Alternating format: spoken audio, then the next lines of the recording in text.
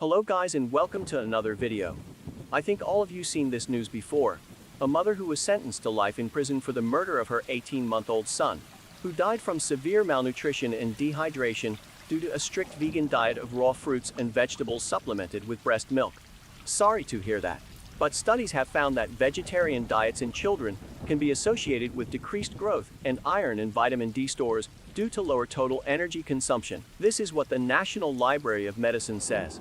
However, eating a diet rich in fruits and vegetables can lower blood pressure, reduce the risk of heart disease and stroke, prevent some types of cancer, lower risk of eye and digestive problems, and have a positive effect upon blood sugar. Fruits and vegetables are also a great source of vitamins and minerals, potassium, magnesium, and other nutrients.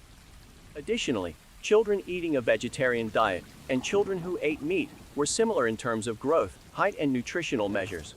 While many compare vegan diet benefits and disadvantages for health reasons, a number of environmental and ethical concerns should be taken into consideration as well. A vegan lifestyle can lessen our impact on the environment by reducing energy consumption and pollution from animal agriculture. It also helps to preserve natural resources and reduce animal suffering on factory farms around the world.